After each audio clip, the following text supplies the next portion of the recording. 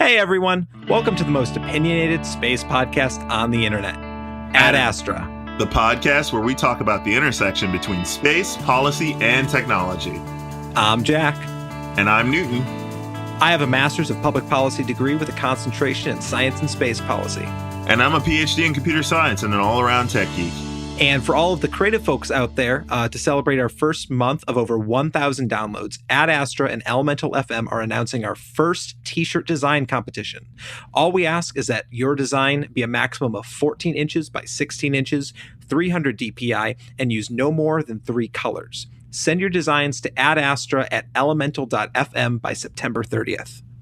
Yes, we will pick the 3 best designs and put it up to a vote by you, the listeners. The winner of the contest gets to join us on a special segment of the show, a free t-shirt, and our undying gratitude, as always. So be sure to send in those designs by September 30th at 11:59 p.m. and 59 seconds. And 59 seconds. Yeah. You're giving them that much? It's very important that last minute. I am cutting it off. I am cutting it off at 0-0. Damn it. But anyway, before we get started with the show today, we just like to remind you guys there have been a number of victims for Hurricane Harvey that we've been talking about over the last couple of weeks, and the same goes for Hurricane Irma. The different charities that we've mentioned over the last few weeks are doing the same campaigns or similar campaigns for Hurricane Irma.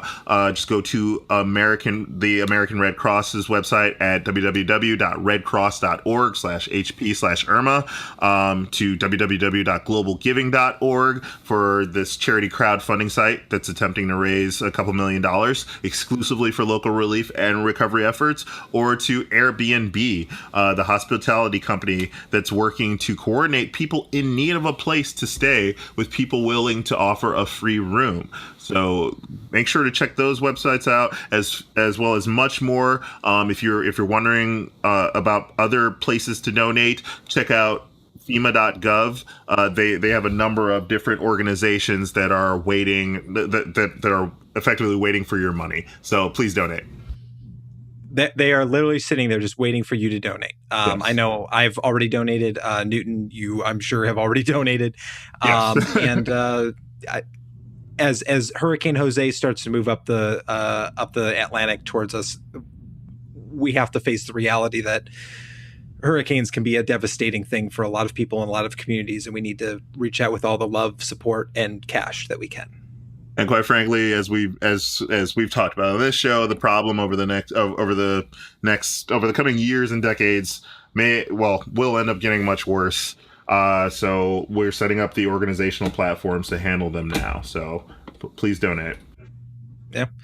Well, I guess to start off this week, this is a special episode of Ad Astra. We are graced with the wonderful Ingrid Ockert. Question mark. Welcome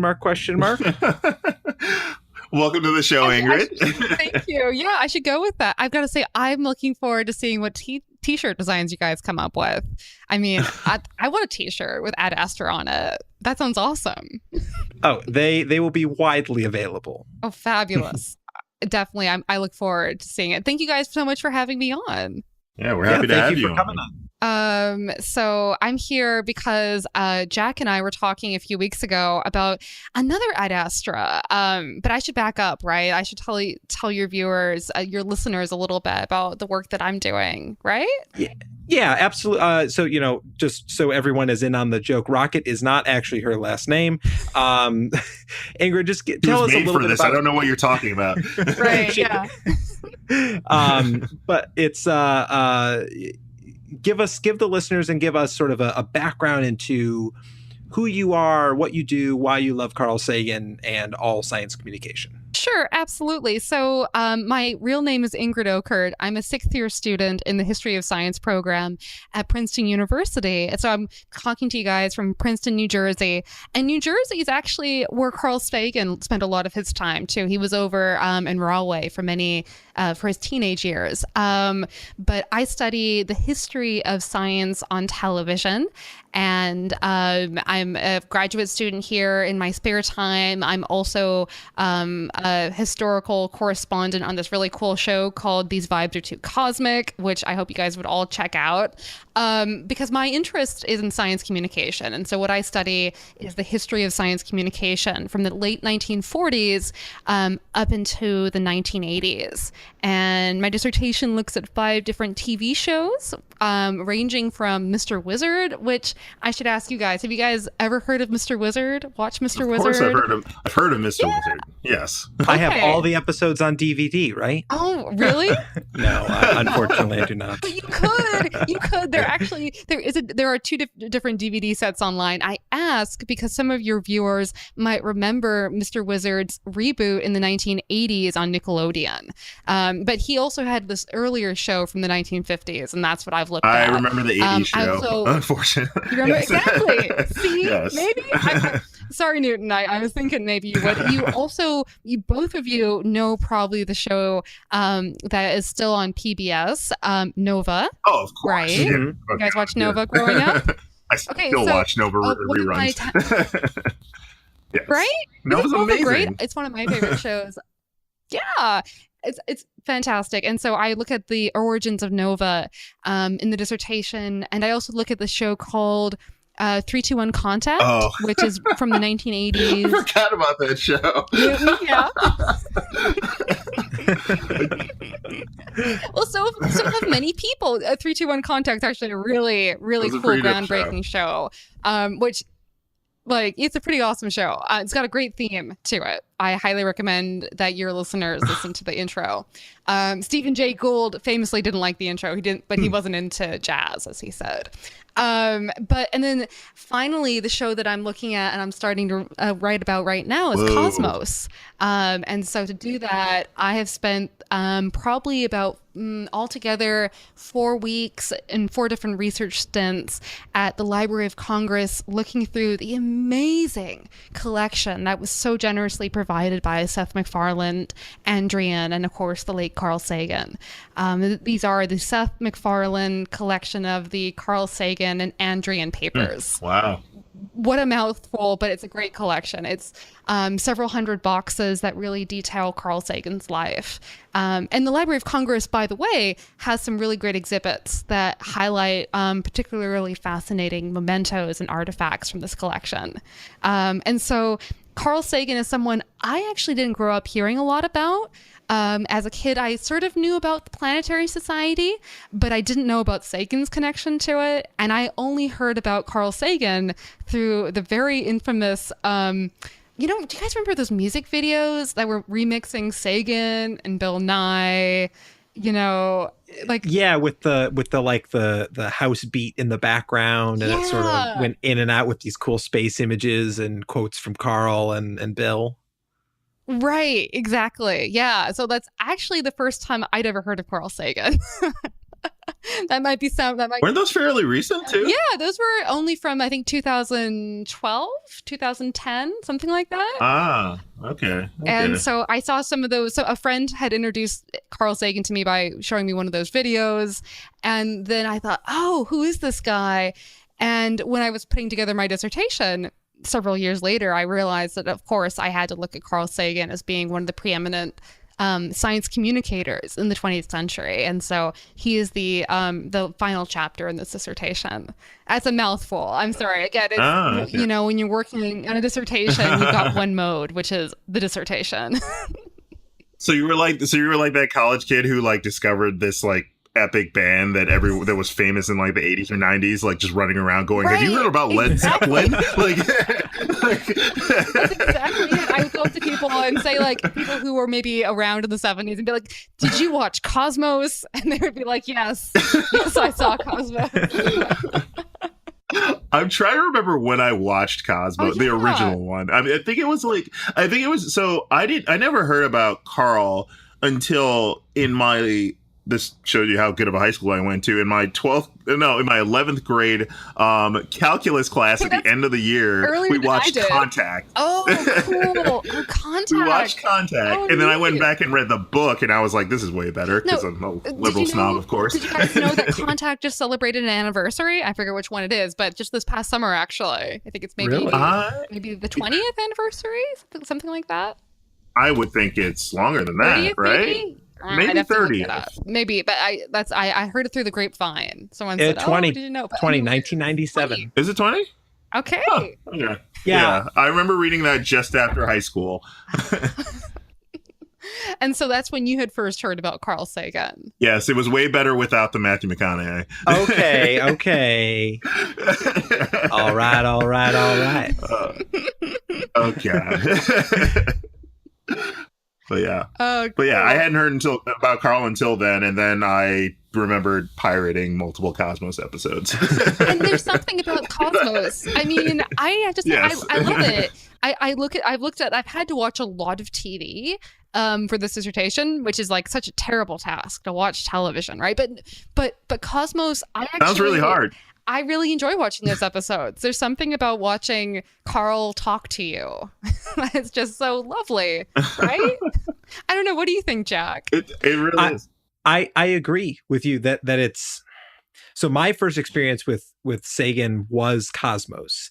I remember we watched an episode in high school. Again, it goes back to like when you're in those maybe not so formative years, educationally speaking, maybe socially speaking, formative years. But it was in high school. It was for one of my physics courses. We watched an episode of Cosmos, and I can't remember exactly what episode it was, but you're right that he grabs you. Yeah. Like it. And, this was, it's high school. I still remember at that point, and can, I guess, still do remember, kids shows where, Steve from Blue's Clues would talk to the viewer, Dora from Dora the Explorer would talk to the viewer. Carl just did it in a way that set the bar for everybody else. If you watch any sort of educational programming, and I'm sure you can attest to this,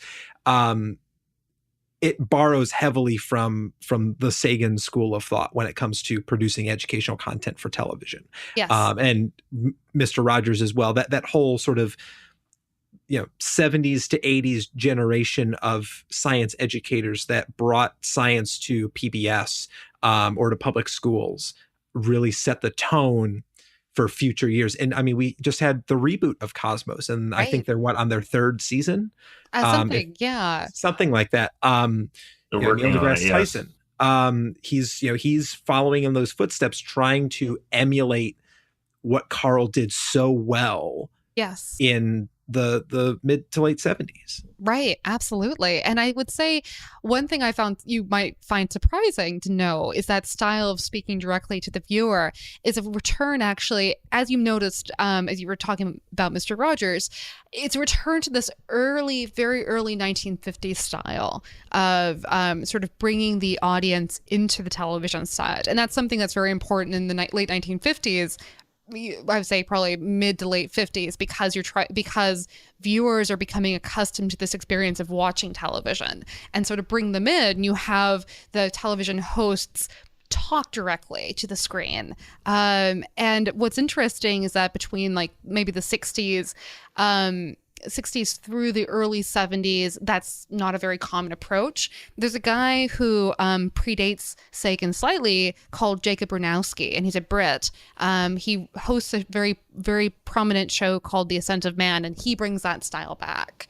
And Sagan actually worked with the producer of Ascent of Man on Cosmos. And so in many ways, this direct to audience connection is something that's brought back to the US through the Brits, which is interesting, I find. Again, it's sort of this British style of science broadcasting. Not something we would think about, but again, Sagan's very good. He's very good at picking up a lot of different narrative techniques from everywhere. And what I think is really cool about him is that he brings you into the screen, right? You're there on that spaceship of the imagination. I mean, that's a new thing. He comes up with that. Yeah, I'm assuming they didn't really have spaceships of the imagination prior to the 1960s, even. No, I don't. If it existed before Sagan. Nothing they would tell you about it. Anyway. Unless you were to count, maybe the traveling, what is it? The traveling telephone box in Doctor Who. I think that's probably the closest thing. Yeah, that is probably the closest thing. But even then, it's not as much an educational journey as it is science fiction. Exactly. And I guess you sort of answered this question of so talking directly into the camera, talking directly to the audience, trying to address them Right. months ahead of when that episode will air. Was that an attempt in the 50s then to bridge the divide, or bridge the gap that existed between the people making television and the people that they're trying to get to watch television? Because it's still at that point a Yes. new invention. Absolutely, it is. And so, actually, what's different between, I would say, the show, the very first show that is on television about science is called the Johns Hopkins Science Review, and it's recorded not very far from where you guys are at Baltimore's Johns Hopkins University, and that premieres Absolutely. in 1948. You can believe that, 1948, which is so long ago, and it was aired live, and so there's whole direct connection, right? And so that a show like that really relied very heavily on viewer mail, and they would, like, usually they'd air an episode, and the very next week they'd read mail on camera from their viewers talking about the previous week. So that's Jack is sort of that very quick feedback loop.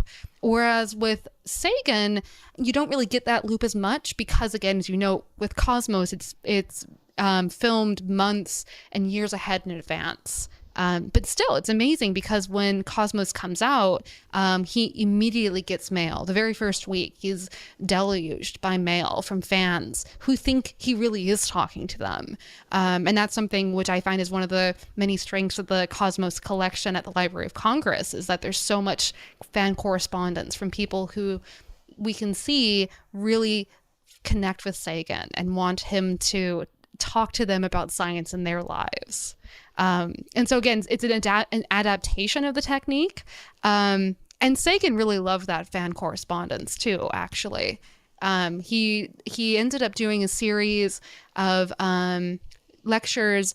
I think it was in 76, maybe 77. Don't quote me on the date there, in England. And they were very prestigious, and they were filmed at Christmas time. And shortly after those lectures, he got tons and tons of fan mail from children. And who wrote in saying, "Oh, Mr. Sagan, can you tell me more about this?" And so he used, when he was coming up with Cosmos, he sort of incorporated that feedback into the show. So again, he really valued that connection with his audience. And so that inspired the style in which he taught. I mean, I also think maybe part of it was that he is a lecturer. He is was a professor at the time. Absolutely. And I think, so I think I really did inspire the style. I'm not sure. I'm still researching exactly. So, and I can say that from a very early age, he was very good. But he was also very interested in connecting with an audience and talking with the public from a very, very early age. And that's actually how I came across the first radio script that he wrote, actually. Interesting. Oh, and interesting. What was the name of his radio show? So he wrote a radio show as a freshman at the University of Chicago called Ad Astra, actually, Jack. That sounds familiar. I wonder where I've heard that before. Right. Well, great minds. Great minds. Great minds. All right. Right. Yeah. I heard about this in the official biography, Carl Sagan, A Life, which is this beautiful sort of encompassing look at Sagan's life by Key Davidson. And I was like, what? Wait, that sounds like this podcast that I listened to. But I gather that you guys came up with the title separately. Yeah. Yes.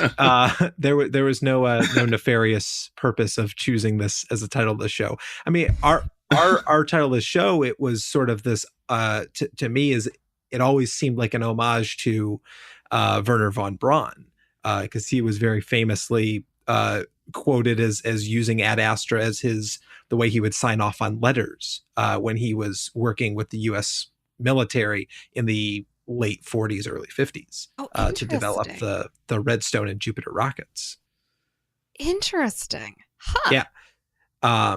Now that could also, I haven't done maybe as much research as you have in my entire lifetime, let alone on this particular topic. But I think this goes into the mythos that is is space exploration, space knowledge, space science, is that there is a lot of mythos around it. And maybe delving a little bit into the mythos of Carl Sagan. We're talking mythos of Wernher von Braun. There's the mythos around Bill Nye. There's the mythos around Neil deGrasse Tyson. But like specifically, what is a common, I guess maybe misconception about Carl Sagan? Oh, that's a good question. I think one thing I've come across, which surprised me, is just that he has such a wonderful sense of humor. I think a lot of people made fun of Carl Sagan, and certainly Seth MacFarlane does these really like killer impressions of him using sort of a Kermit the Frog voice. And I've had people who come up to me and said, "Was that his real voice?" No, he must have been putting that on. And it was his real voice, as far as I can tell. He grew up in Brooklyn. But more than that, he just had a good sense of humor. I ended up for my summer, how I spent my summer was watching episodes of Johnny Carson from the 1970s, because I was watching for these clips of Carl Sagan when he appeared in 73 and 74. And one thing that really surprised me was how many times that Carl Sagan put on funny voices. Like, I don't think of Carl Sagan doing funny voices, but like on one episode, he'd pretend he was a robot and he'd use this deep voice. And then in another episode, he would pretend to be a gorilla and he'd do that same deep voice. And then he like maybe would like mimic an old man and then he'd use like a different voice. But he really liked, like, you could see when he does that and the audience, which on Carson is a live audience, laughs. He gets a rise out of it. I mean, he really likes that. Yeah. And so I think that was I think that is the biggest misconception that I've seen, is that most people would think that because he was a scientist, he was really serious. And he's really serious about science. I mean, don't get me wrong. That's definitely absolutely true. But he's also this, charismatic, kind of funny guy. And I think he'd be in on the joke that, people kind of think he's a little goofy, And that he only owns turtleneck sweaters. Right. Oh, so I've actually tracked this down a little bit. This is one of the things I'm studying for the chapter. Oh my gosh, what kind of chapter is this? Are there like? trends in the turtlenecks worn by Carl Sagan? Yes. Is that a thing? Yes, Does he prefer exactly. cotton or? Well, I can tell you that he starts wearing the turtlenecks in 68. And what's interesting is, I mean, gosh, I'm sorry, guys. I could tell you about the fashion choices of Carl Sagan. That's really why you're here. Right, exactly. Can we just take a moment to appreciate that sentence? I can tell you about the fashion history of Carl Sagan. Oh, so there's even a Tumblr dedicated to Carl Sagan's fashion. I kid you not. I looked No, this up. there's not. Is it Sagan sense? Stop saying that. There's not. I swear I did not start it. I just stumbled on it. Are you talking about Sagan named sense? Ingrid Okert started a Tumblr on Carl Sagan. Right. No, I don't know whether it's called, maybe it's called Sagan Sense. I just are you Googling it now, Jack? Is that what I it's am called? Googling it, but it's because I have met the person who runs Sagan Sense. I think it's more of a general blog as opposed to I'm only going to retweet things or repost. I used to do Tumblr a long time ago, but I can't remember what the lingo was. But share the things about Carl Sagan. It's a bunch of other science stuff. This was about his. Yeah, I'm seeing a lot of Sagan quotes on here and whatnot. I came across one that was about Sagan and his turtlenecks. I kid you not.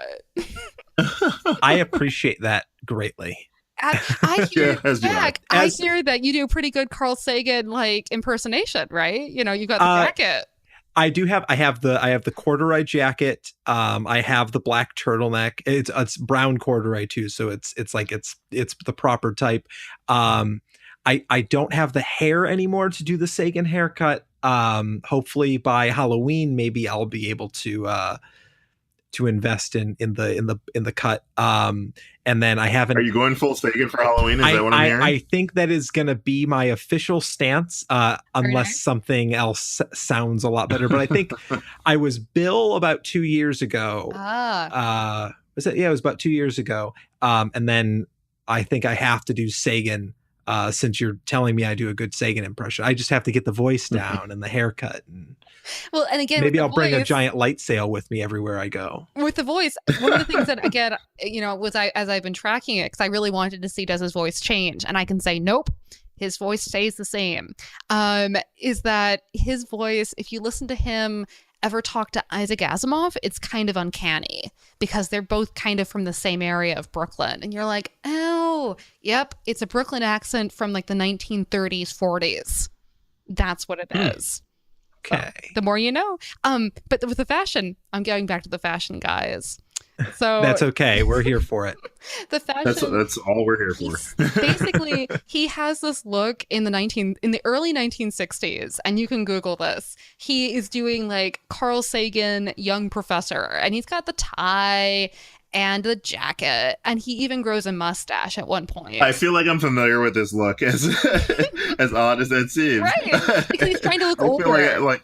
Right, he's trying to look like an older professor, and then in the late 60s, he lets his hair down, and he gets a turtleneck, and he gets these really weird kind of suede boots that they're kind of like these big, like, I don't know, they kind of look like Uggs. He gets Uggs, and he puts his pants into his Uggs, and it's kind of a weird look, but it works. But the cool thing is at that point he gets the turtleneck and the suede jacket. And you can see this in magazine and newspaper footage of him during this time. And then in 73, he has the big article in Rolling Stone. And that's when he really comes on stage as the cool Carl Sagan. But still in 73 and 74, he's only wearing the tie suit jacket on television on Johnny Carson, and he doesn't start wearing the suit and the turtleneck until I think 77. That's when I first started seeing it in these episodes, which I don't know why. I wasn't able to find out anything about like why he's doing this, but I can just say he does change. I feel like it's his most popular look, though. It is, but both between the Johnny Carson episodes and the look on the show, the turtleneck look on the show. Those are definitely his most popular looks, right? And like you see the little tiny. Have either of you guys seen the little tiny Carl Sagan puppet? No. I'm gonna Google that right now. Okay, well, I have not. I kid you not. You can get a little finger puppet with Carl Sagan, and he's got like, the red turtleneck and the jacket. I feel like I'm losing nerd cred as this episode goes on. Oh, don't worry. This is just what happens when you become a 6th-year grad student. You just really hone in on these things. Really? Because I just kind of honed in on like graph theory. Well, you were computer science, so you get a pass on some of this stuff. You guys were studying cool things in grad school. I'm studying Carl Sagan. He is pretty cool, actually. I don't think those things have to be mutually exclusive. Right, I was gonna say he's probably the coolest thing that I'm like. He's the coolest part of the dissertation, I think. And again, definitely. These are awesome. Oh, are you seeing the puppets now? I am. I feel like I've seen these before, actually. Yeah. They're pretty cool. Now that I think about it, I do remember these. Huh. Most of the people I know, and there's a small group of us who study Sagan, one way or the other, we have one of these puppets. Like someone gave one to me. I know someone who bought someone else for one, and yeah. So they're popular. I think most of the people buying them are probably historians. I feel like that needs to be like at a Planetary Society or Ad Astra giveaway. Oh, yeah. We need to have at least a couple of these. Absolutely. You should include them with the t-shirts. The fact that these aren't Planetary Society swag, we may need to have a word with Bill. All right, Bill. Tell your story about being at Columbia and all that with Carl, and he didn't give you any of his promotional puppets. Cornell. I knew it was wrong when I said it. I knew it was wrong when I said it. Well, and one thing I can say, you guys were talking about the relation between like Tyson and Sagan earlier on in this. I can say from the letters that I looked at in the Carl Sagan papers, absolutely, it is touching. Carl Sagan was really a true mentor and a real, kind of the professor you would want as he's the professor I would want as an advisor. And he really, even though Tyson was never officially one of his students, he really took Tyson under his wing and helped him out in the early years. It was really very, very cool to read those letters. I mean, and that's not. Well, I don't believe that's that uncommon in academia, to be honest with you. But yeah, it's to to have someone at the level of of Carl Sagan, just kind of going down and talking to his students. Yeah, I mean, I've always thought that was one of the most interesting things about that relationship. Absolutely, and again, I can just say someone who's actively famous, Yeah. being able to just go down and say and talk to a single student of his is amazing. Yeah, and it was absolutely just totally true. It's just something where you can really see that connection. Yeah. But I don't know anything about Bill Nye and Carl Sagan. I haven't read it. My research really stops in the 80s. So I'm looking at the snapshot of Carl Sagan from about 1962 to about 1980. But there's there's a lot of Carl in that year. Because what happens in 1980. Carl and two of his friends, Lou Friedman and Bruce Murray, formed this little group that we call the Planetary Society. Oh, you don't say. And jump Bill Nye. No, I'm just kidding. But I was going to ask, what in your research has led or have you seen sort of the makings of the society? I can picture it in my head already of, Carl wants this way that he can communicate people's love for space exploration and science to more people. So he wants to found an organization that sole purpose is to empower and engage the communities of the world to enjoy space exploration. Right. And I would say, honestly, I know that most of the Planetary Society's papers have ended up at the Huntington, so I don't run across a lot of them. But what's apparent is that he's keeping track even pretty early on about what's really exciting people about planetary travel. And when Cosmos is released, there are people who write in wanting to talk to Carl, and he sends them letters saying, hey, you can join this really cool society called the Planetary Society. And so that's sort of that's kind of the earliest mention that I've run across of the Planetary Society. But in terms of sort of where does that come from, I don't really know, other than he's just really always very interested in getting people excited about space. And that's clear, again, even when he's a very young undergraduate student back in the 50s. And I kind of wonder personally whether, I don't know anything about this, but there's also one thing that's very popular in the 50s in general is a culture around science fiction clubs. And so as a historian, one of the questions I would ask is, did Carl Sagan join a science fiction club in the 50s? Is that sort of where this idea comes out of? Again, I don't know that. I haven't seen anything about that in the papers, but that's sort of what, that's one of those questions we might ask, because they're very popular, and clubs in general are very popular in the 50s, the 60s, and the 70s, especially in the 1970s. I've been researching recently. I was actually in the Leonard Nimoy papers last week in Boston. Wow. And I was looking into the fan mail that he received. And there were some really active fan clubs for Nimoy in the 70s. So I can say there's a whole community and culture of people fascinated about space in the United States in the late 60s, early 70s. And to me, again, that's why it would make so much sense that Sagan, along with Friedman and others, would really establish and push for the Planetary Society. Yeah, and that comes from a long line. What did you just say? Is that too roundabout? I mean, that's no. I think that's on the right track, because that sort of answers the more the cultural question of it. I mean, because you had a lot of pulp science fiction authors. I mean, you mentioned Asimov, but you have a number of authors in the 50s and 60s who are writing, Bradbury is another one that you mentioned, that are writing this accessible science fiction that's bringing people together. And then you have groups like the British Interplanetary Society, which was started in 1930, if I remember correctly. You're going to have to correct me on that if I'm wrong. I have no idea, but that's fascinating. That's really neat.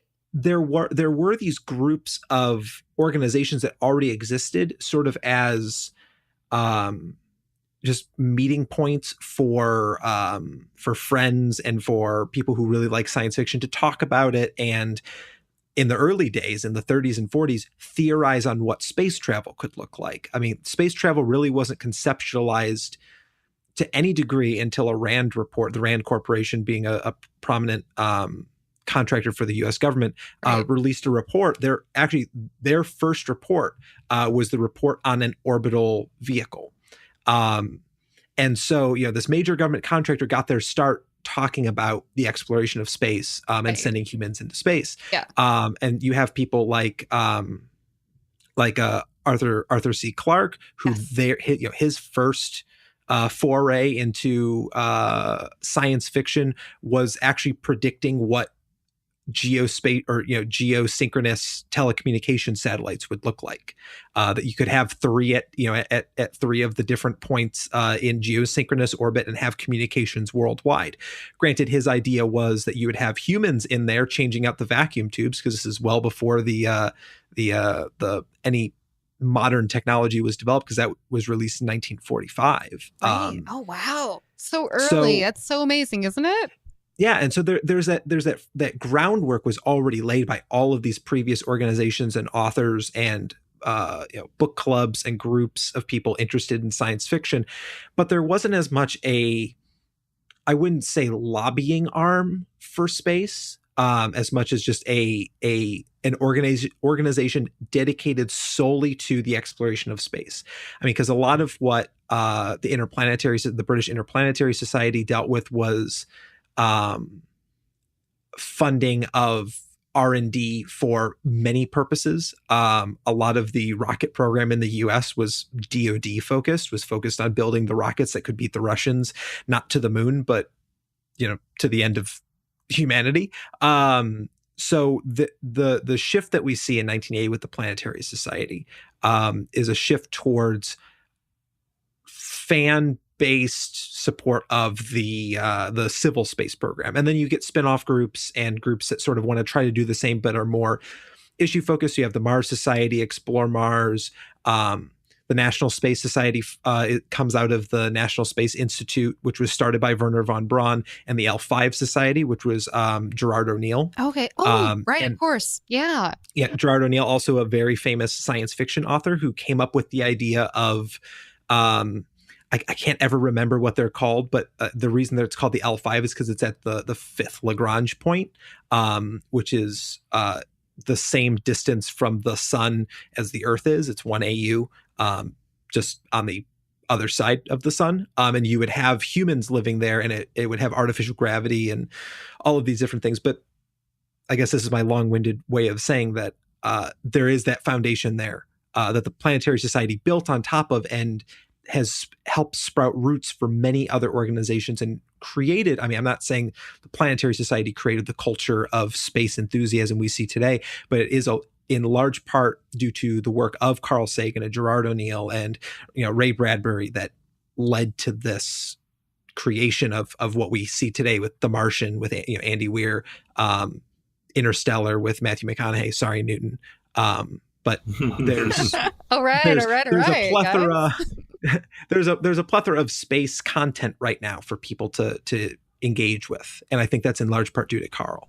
Yes, I think you're absolutely right. And you've mentioned Bradbury a couple of times because we were talking a bit about that. And there's this lovely poem that I would love to share with you guys. Again, it's published elsewhere, but I came across it when I was going through the papers. It's from 1980, and it's one that Bradbury writes after he's gone on a cruise, actually, on the Elizabeth II with Carl Sagan in the summer of 80.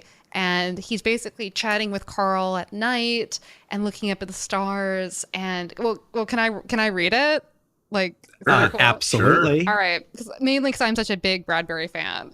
So this would be So it goes like this: They have not seen the stars, not one of all the creatures on this world, in all the ages since the sands first touched the wind.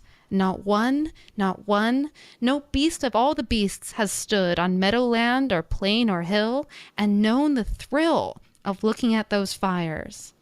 Our soul admires what they, Oh, they have never known. 5 billion years have flown in turnings of the spheres, but not once in all those years has lion or dog or bird that sweeps the air looked there. Oh, looked there. Oh, God, the stars. Oh, look there. The point is, you were talking, I was thinking about, which is this relationship between space culture and the larger culture, and how we fund space policy in general, reminds me of this great book. Can I do a reading rainbow here, guys? Like, Sure. Yeah. Okay. So I don't think Jack knows what that is, but yeah, sure. No. Hey. It's the guy from Star Trek, right? That's right. Absolutely.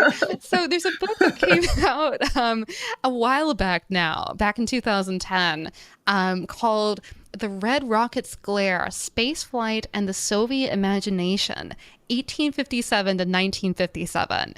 And it's by Asif Siddiqui, and it's fabulous. It's this great study on the birth of the Soviet space program. And basically what it says is that the Soviet space program was started by a bunch of really young nerds who were totally into science fiction. And they basically pushed forward once they were like in their teens and 20s, and became the engineers who then led the space race in the 1950s. Really great book. Anyways, I can give you guys the link, or can I just put the link in the little box? Is that how you do it? You can, though I found it on Amazon already. Awesome. Yeah, this looks really good, because this conversation is also reminding me it actually sort of begins in 57, but it's a book called Space and the American Imagination. Yes. By Howard McCurdy, who is a friend and mentor of mine. I worked with him actually on a number of projects at my time at American University. But that is also, if you want to get the American side of it. Oh, neat. Oh, I got to read that. To sort of, I can lend you my copy when you come back down to DC next. But yeah, it's to get that glimpse, that cultural impact, I think adds a lot to our understanding of space. Yeah. Because I guess a problem that I've always had with people not in the space community, trying to convince them to join the community, is that they think they have to be a scientist or an engineer or a mathematician to participate. And you see that with groups, not to knock him too much, but Bob Zubrin and the Mars Society, although they do a great job in engaging their current members on issues facing Mars, human exploration of Mars, and writing op-eds and sort of getting the buzz out about exploration of Mars. They do a very poor job in communicating it in a way that someone off the street won't see as having a technical barrier. I mean, by training, Zubrin is a engineer, but to get people on board with the message and, to do what an organization is supposed to do and grow their membership, not to say that the Mars Society isn't growing, they have a great membership. There has to be those access points. Yeah. And I think Carl does that very well. Yes. That's really what Carl did really well, and that's what Neil did following after him. And Neil does well too, even with his books. It's Neil does it great.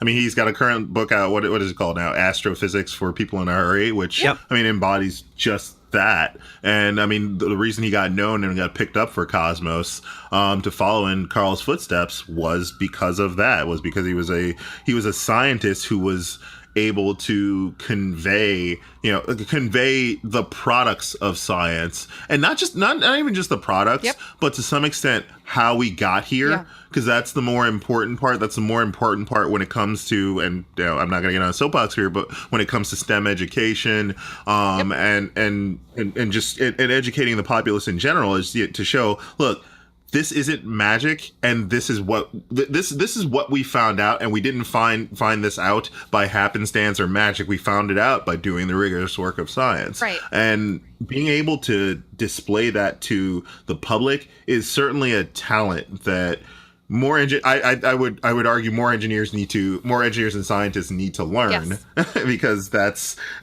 our job. I've always find it fascinating. There are so many engineers and scientists that complain about the public not knowing things, but are unwilling to show the public things. Yeah, absolutely. Or unwilling to teach the public things. Yeah. So, it's something that.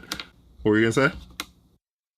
Oh, I was going to say, I completely agree with you, Newton. Absolutely. I think Carl Sagan, that's one of his gifts, is he really is able to reach beyond and talk to someone who makes someone who is not a scientist feel at home and feel welcome, right? Right. Right. Don't make someone feel dumb is what I've learned over the years. Is just I don't come off as this wizard who can do magical things, because while it may make yourself feel better, it really does. It really does cast you out as sort of the other, and cast science out as this thing that other people do over there. Whereas if you're more welcoming about it, like Carl was, like Neil was, they invited you on a journey, right? Exactly. In a very imaginative but literal sense, they invited you on a journey to come with them and explore the universe. Exactly. In multiple ways. And that's something that can be learned from both of them and should be the path going forward. Absolutely. Yeah. And again, if you look at those episodes, they're about relating science to you in your daily world and making science a part of your life, or helping you recognize that it is part of your life already. Yeah. Right. And right. I mean, very simply put, what I keep going back to in my mind is Carl, Neil, Bill, and people like Bob Zubrin are in and of themselves leaders. I mean, of an organization, but also of a movement. Yes. They're these leaders of the science and space exploration movement. Absolutely. And what does a good leader do? Yep. They don't create more followers, they create more leaders. Exactly. And I think that's where us as educators, as science educators, need to start moving into these communities of engineers and scientists, and especially women and people of color who are all engineers and scientists, and give them the tools to succeed as educators themselves. Let them have the tools and the access to the information, and the trainings and workshops and all the things that go into making a literate science educator.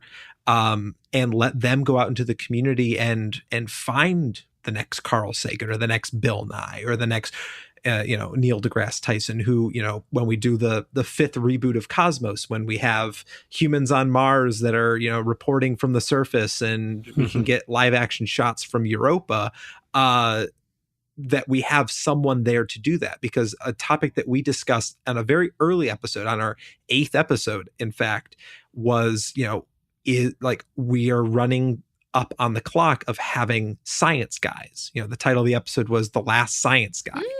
And we're hitting this point now where, unfortunately, of course, we do not have Carl anymore. Neil and Bill are not aging out, but they're so mature in their positions that they're no longer necessarily the people on the ground doing the educating. I mean, I just picked up Bill's new book, Everything All at Once, and it's an awesome read. But it reads like a presidential memoir, right? It's not. Well, and also not like fatigue, Cosmos, right? Yeah. Let's be honest. There is fatigue. You can do that kind of work that Bill and Neil were doing for so long before you kind of move on into and your content becomes something different entirely, right? And I think that's I think that's kind of the point that they hit. But it goes back to your point about raising other leaders, having someone in that spot to do that kind of work. And the kind of the point behind that 8th episode that you mentioned was the notion that at some point it will come to what they're teaching will be so prevalent and so popular that there won't be a need for a science guy. It's almost the STEM singularity, right, if you will, right? You'll get to a point where the public is so familiar with all of these things, or at least helping each other on a path forward, that there won't be a need for as much as I love these guys, there won't be a need for a Bill Nye, or there won't be a need for a Neil or a Carl. If I can jump in here, I hope we can. I think well, that's interesting. It's interesting you would say it that way. I mean, again, I think what's interesting with both of these guys, again, Carl Sagan's like this, and with Bill, is they're looking around and they're scouting around, and for the next generation of leaders, as you were saying, and so like with Bill Nye Saves the World, I think one of the cooler things that he's doing with the show is to bring on more new science communicators who are pretty, young people. But I think, though, to go to your point, Newton, I think it's actually, I'm going to push back a little and say, because I've seen this in the 1970s, actually, between 1964 and 1974, there is no science guy. So there is a world without that. And you have some nature people. Jacques Cousteau tries to fill that void. Marlon Perkins, for anyone who's listening who might remember Wild Kingdom, he's doing that. But there is no science singular person. Basically, after Mr. Wizard is kicked off air in 65, there is no one. And the public wants that. I mean, I think that's the interesting thing. That's part of the reason I think Carl Sagan actually makes it, is that he recognizes that as much as it's good to bring people in, people really like following a narrative of science, and it really helps sometimes to have someone who can almost act as an avatar for them. An emissary, right, if you will. Exactly. Yeah. And so I wonder, I mean, I think and this is where I would say, I don't know, maybe I sort of think that there's always going to be someone like that. And again, your guys' question is a very good one, which is, who is it going to be in this next generation? I don't know. I can make some guesses, but I don't know who it's going to be. But it's part of what I'm interested in seeing in the reboot of, wait for it, Magic School Bus. Did you guys see the trailer this week? Yes. I heard you. Oh, absolutely. Right? And so, wait. I mean, so I'm going to see if, oh my gosh, and I've just ditched on her name. Who's the totally awesome actress who's picking up from Lily Tomlin? The gal who's in Ghostbusters? Kate McKinnon. Right. Kate McKinnon. So I'm really curious to see how Kate McKinnon picks up the mantle, because I think that would be great, and again, I think it makes sense. It's something where we'll end up seeing these new figures going forward. We don't know who they are, but because again, we just seem to want them as culturally. At least we did. And I think we need them too. I mean, especially going into this age of misinformation, right? That you go on anything that Bill posts on Facebook or on Twitter, or Neil deGrasse Tyson gets it too. Anything they post, there's almost instantly a comment. Right. There must be bots set up somewhere trying, Bill Nye the lie guy, right? Or Bill Nye the climate change guy. They like throw in these like derogatory or seemingly derogatory words to sort of or criticize he's only a mechanical engineer. I've seen that one before. Like, what does he know about science? He's only an engineer. I'm sorry, what? That is a scientist, but okay. This has actually been an argument for years and years. Actually, you guys, of course, aren't going to be surprised to hear that. But this question of, can people who are scientists versus people who are not scientists be good science communicators?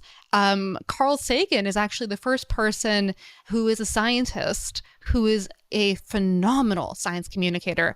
Most of the people, in fact, all the people who come before him and lead major television shows are either actors or they maybe have a background in education, and that's about it in terms of the science. Yeah, because what you have there is someone who's informed by science, being a science advisor or even potentially a writer, and then someone trying to interpret that and make it palatable to the public who doesn't have a science background but has a background in communication or theater, for instance. Exactly. And so but inevitably something gets lost in translation. So there's nothing better than having someone who has the ability to communicate in that way and has the ability to, lock on to audiences, but realistically has the training, has the understanding, because even if they know what to say in a scripted fashion, they'll also be able to say things in an unscripted fashion, in off-camera interviews, and just in real world situations, as well as it seeming more realistic when they're actually on television. Yeah, interesting. So this is great. I love getting opinions from people in the science world on this. It's like, oh, it's so great. So who do you guys see as the dynamic, like, science communicators of tomorrow? Are there people in DC who you've heard from and you're like, yes, they have it. That's it. There's actually these two hosts of a podcast that are no, but I yes, there are. But getting to my point. Well, kind of going back to the notion of there not being just sort of this individual science guy. I think what's starting to happen is multiple scientists are catching on and becoming better communicators. I mean, in DC, you have what is the last STEM comic standing. You have the astronomy on tap events where I mean, these are great science communicators. People who are just authentically communicating their science, but have the ability to actually communicate. You're starting to see this fusion almost of people with great communication skills and people who are actually scientists, and I'm hoping that becomes more and more prevalent, such that you don't. So once again, so you don't have this one person sitting at the top, that you have multiple people all over the place, communicating science, and it just becomes effectively the norm. It's the norm to know about, your local group or cluster. It's the norm to know about your local chapter of the Planetary Society. Yes, exactly. But so something I've been thinking a lot about is this idea of having every public library has a science communicator, someone in the community that works at NASA or works at. I mean, you could go into any manufacturing or industrial or any sort of field, and there's going to be people doing the science of it. Right. And it can be very boring stuff sometimes. But you always have that person that is charismatic, that has that ability to communicate the complex ideas behind the science and communicate to that people. And I think maybe a model that I guess maybe sort of started with just news in general, the idea of correspondence has been great for this growing field, or this need for a growing field of science educators. I mean, because when Bill did his first show, back in the 90s, it was like he would say, and now to Bill in the field, and he would do a jump cut, and like it was only really him. Right. But you see, and at that time there really weren't as many science educators as there were previously in the 60s and 70s, and there weren't as many as are today. I think there's even more today than there have been before. Because it is starting to get normalized. Absolutely. But you see in the second show, Bill Nye Saves the World, which if you haven't seen it on Netflix, you need to go watch it. Absolutely, you need to. It's great. Emmy nominated show, Return of Bill Nye the Science Guy, and I mean he has an awesome cast of correspondents who aren't just actors. In fact, a lot of them aren't actors; they are. We have a comedian, Nazim Hussain. We have writers like Joanna Hausman, Emily Calandrelli, who is herself a scientist that went to MIT, Carly Kloss, a fashion model, Derek Mueller, a YouTuber and science educator himself. You see all these people from different aspects of life, but they themselves are science communicators. And so that's sort of the next generation I see, is coming from that show, but then also coming out of the community, out of the, these astronomy on tap events where you go. And I mean, Newton, you and I have gone to most of the last year's worth of astronomy on tap. And every time I am blown away by some engineer that works at Goddard who sits in a lab all day and, does equations and does all the weird engineering things that they do. And this is their one time to come out and talk to people about their research, and they blow everybody away, and then we don't hear from them again. Unless, you follow them on Twitter and stuff, because there are some that certainly have a great Twitter following and presence. But yeah, there is a lot of talent in the community. And like I said, I feel more science educators today than there have been ever. Just because it's in vogue to be a nerd. And to tell people about what you're passionate about has always been the case for humanity. People have been passionate about sports for, I don't know, forever. And I was sick and tired of it going through, school and, having to hear about all this and never hearing, we would watch Bill Nye when the substitute teacher came in and they didn't want to, teach or anything. But now it's, that's the norm, is talking about the cool science stuff you're doing. Right. Or, oh man, I got this new telescope. That's a normal conversation now. Oh, yeah. You're not going to get a atomic wedgie because of that. I think that's a really good point. It's something where there are these different, again, back to cultural, right? Back to the cultural sort of shift and the waves that we feel. And I think you guys are bringing up such great points. And I'm so glad that we transitioned. I think Carl would be happy to know that we transitioned in a conversation about him to talking about the importance of communication and community. Again, because I feel like these are just such values you see in Cosmos, right? Both in the original one and in the new one. But yeah, I think the community education is I think it's really neat. I want to ask about this question. You guys talked about the last STEM comic standing, I think. Yeah. Is that what it's called? Yes. What do you guys think about humor in science education? I think it's really important. And it's been certainly important in Carl Sagan, I think, has a wonderful sense of humor. But is that a value you see in a lot of really good education?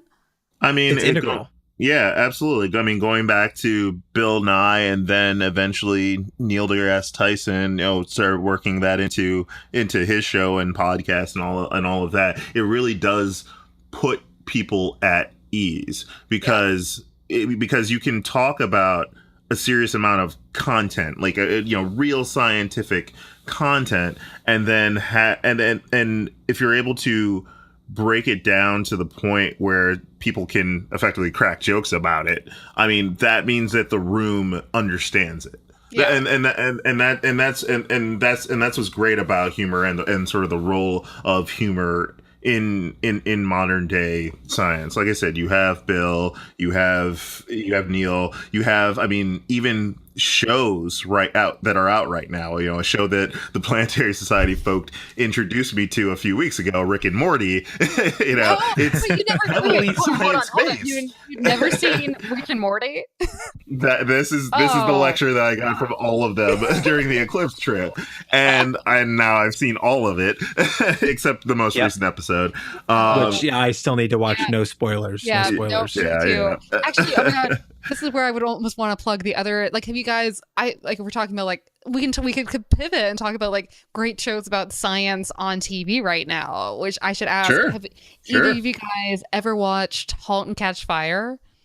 No, but it's on my list. On my list. I've been hearing about this show for a while. So amazing. Yeah. It's really good. Jack, have you heard? I know.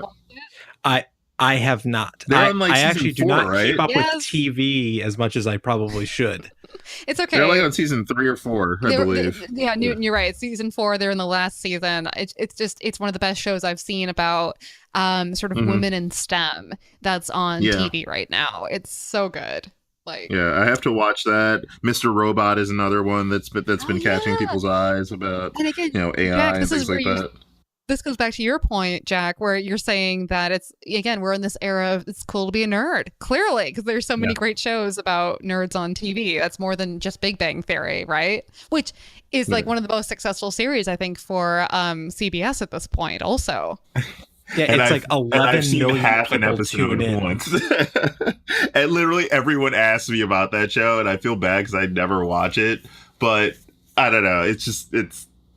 Sitcoms may not be my thing. Yeah. Well, it's the casual version of science education. I mean, Yes. I've seen a number of episodes. My dad really likes the show. It, I might get, ostracized by this by a number of my friends, but it's a pretty funny show that does actually teach you some things about science. Like they actually use real science often enough in the show that it's not annoying to watch. You know what other show was like that always comes to mind when I think of The Big Bang Theory? The Simpsons. The Simpsons. Oh yeah, totally. Written by mathematicians. If you've never read it before, a good read is the mathematics behind The Simpsons. A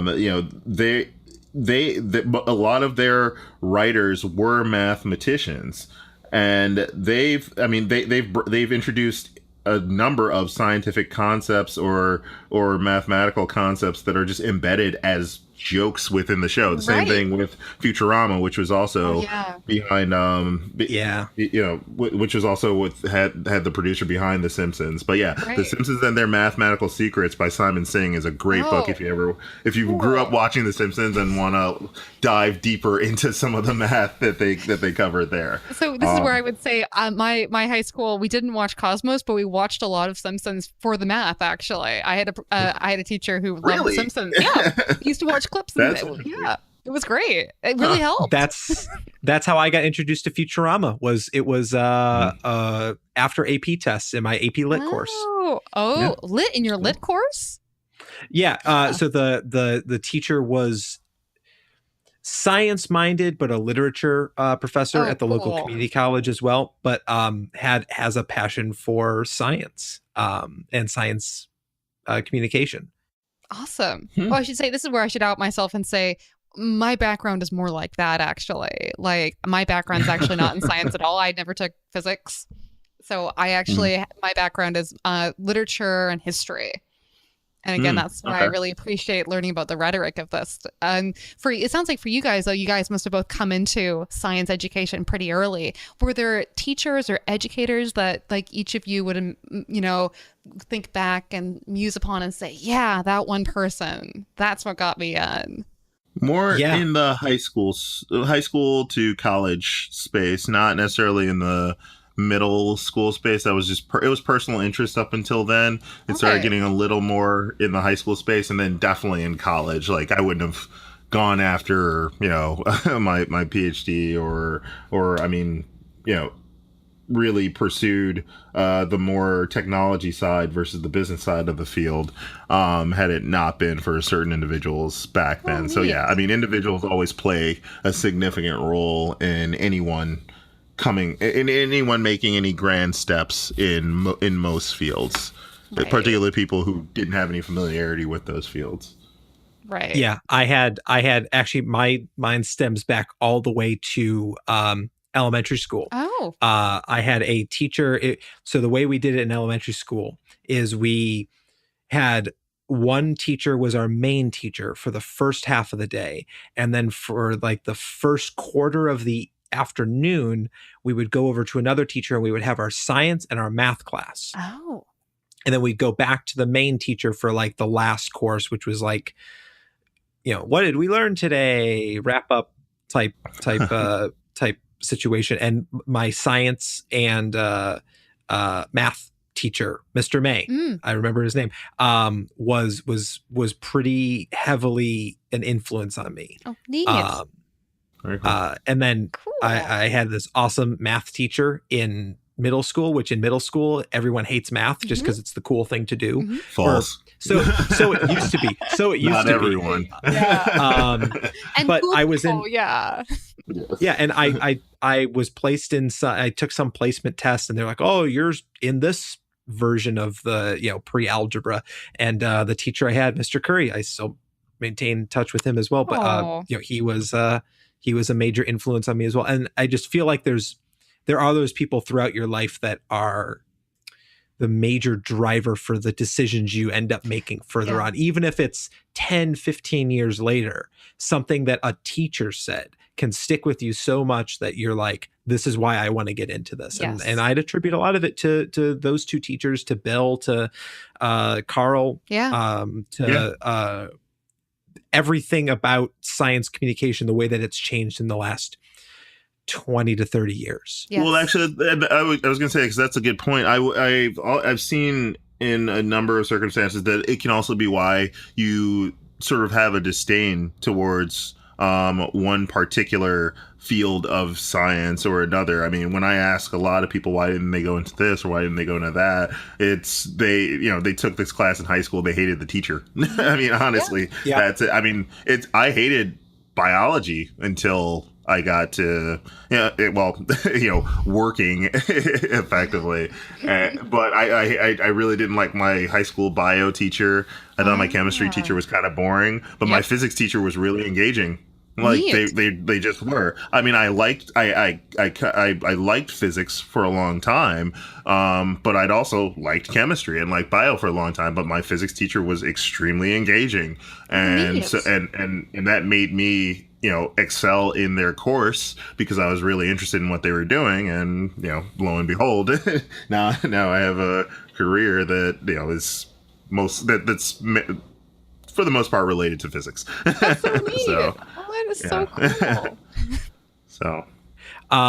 So I think maybe for our last bit, I was sort of, Ingrid, you had said, what is your favorite show of today? Mm-hmm. I'm going to alter that question, and I'm going to say, and I guess our final thing that, we all have to answer is, what is your favorite science or show that implements science education that isn't by Bill Nye, Neil deGrasse Tyson, Carl Sagan, from sort of outside, because we talk a lot about those people, but who are the other people that influence you? Right. So I guess we'll start with down at the bottom of the list, Newton. I'm at the bottom of the list. Well, on my screen, you're on the bottom of the list. Man, my favorite show that implements science. Let me think. It's a hard question. You know what? Can YouTube shows count? Ooh, that's good. Absolutely. I think the growth of YouTube counts. This is more like a YouTube series, but one of the ones that I personally watch the most, and one of the ones that fascinates me the most, is Minute Physics, because the talent that it takes to break down those physics concepts to that simple of an explanation is incredible. And I mean, we could do a whole show on this, but effectively this goes back to the point of, if you can't explain it simply, you don't understand it. And this tells me that the folks that do that show truly understand it, and they break it down in a way, they break those topics down in a way that anyone effectively can, with a reasonable, let's say high school education, can truly understand it. So that's one of my favorite shows. Is a show that effectively demonstrates the simplicity with which you can demonstrate the results of science, because not a lot of scientists have, at least can demonstrate that capability as it stands. So Minute Physics on YouTube. Check it out. I like that. Cool. Oh, I should really totally check that out. I have to say, I'm really impressed by the whole variety of shows that have popped up. Not even shows, but like the videos that have popped up. I'm always a big subscriber to BuzzFeed, and I love watching like the BuzzFeed 1 minute make this nifty science thing, But that's not my show. That's not the show I would choose, though. Can I cop out? Can I do two, guys? Is that okay? Fine. I'll pick the better one. Go ahead. Well, so the first one, I'm kind of trying to think of like an unusual one that I can pluck out. And I don't know whether either of you guys were watching ABC one Saturday morning in the 90s. Maybe not. But there was a show that was on maybe in 98 called Science Court. And Science Court's a weird one. It was made with computer animation, and it was about basically, you would have an issue like, I don't know, it was maybe some made up thing like, maybe like, why did the sun not shine one day? And they bring in the sun and they bring in the rain clouds or whatever, and they try the issue in court. And it was all about teaching scientific process and logic. And one thing I think is fascinating, because this is more of a factoid, is that the same people who did that, they ended up putting together a fairly successful cartoon show called Bob's Burgers. No way. Yeah. Really? Yep. So they started Oh out my doing god, I'm a looking at science this. show. I do remember this show. Yep. Science Court. Yeah, no, I do remember this. So I think it's the teal-haired guy that's bingo, ringing a bell. Doug. Yeah, yeah. His name is Doug. Yes. Yeah, exactly. Wow. Oh wow, that's a deep cut. All right. So that's a deep cut. That's not my favorite, but Yeah. because I'm sure thinking, what's my favorite in terms of things you don't expect. Who's my favorite? Who's not Bill or Carl or Neil? And I'm gonna go really cheap here and say, well, my favorite person who's not those guys is actually Brian Greene. Like maybe Okay. But it's true. So it's true though, because I grew up, I fell in love with Elegant Universe when I was 13. And what I really loved about it is that his style is so, I think Brian Greene must have been very influenced by Cosmos and the way that he delivers that. But that's cheap. So I can say Science Court. We'll go with Science Court. Who doesn't love Brian Greene? All right. Oh, exactly. Yeah. Right. All those people, they're fantastic. Yeah. Yeah. All right. So I guess to round this out, I'm answering my own question. Yes. And I've given this a lot. I all day today, I actually was kind of thinking of this. Oh man.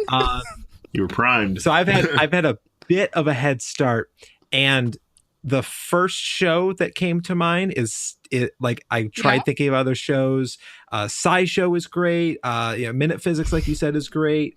I was even going to say How It's Made. Oh yeah. Discovery Channel or on Science. It's on Science Channel now. Yeah. Is great. But my all-time favorite show, and I would even say maybe rivals Bill's show, and the Cosmos, Mythbusters.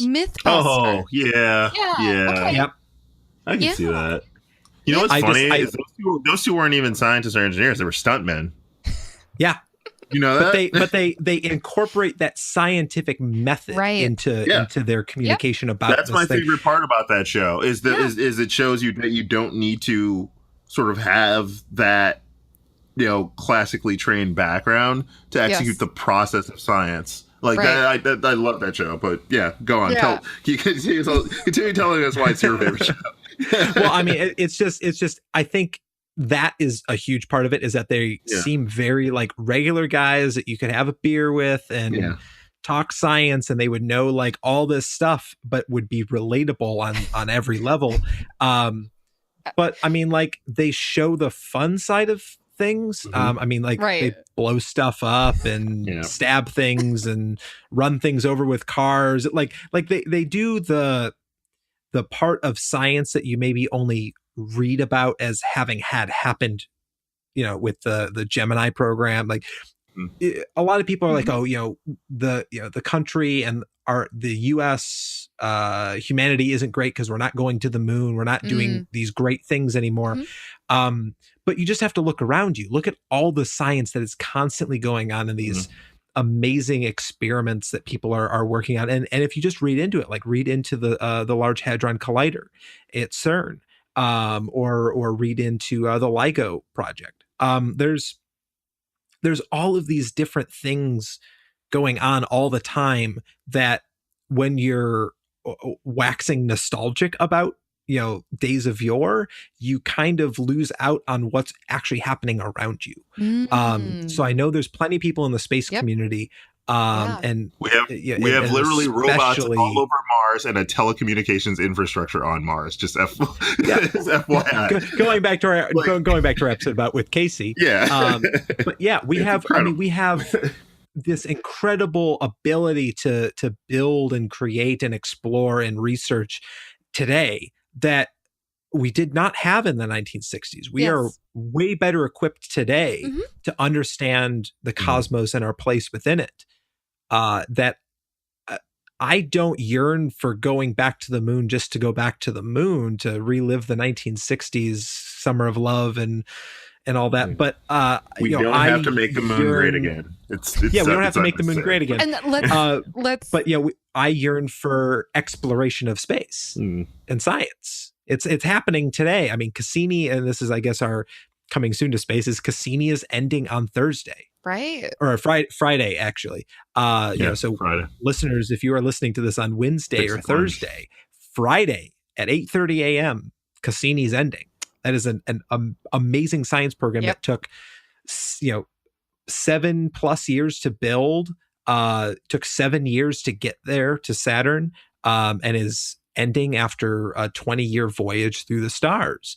And as the U.S. goes into our I guess is the politics side of it, as the budget starts getting nailed down, we have a continuing resolution through December 8th. So government won't shut down until then. But debating the finer points of the budget is going to set the speed, the direction, and the intensity of our path forward in space exploration, whether we send something to Saturn again, or we send a probe to Venus, or we send another rover to Mars that sends a sample back to Earth. All depends on the actions we're taking today. Yeah.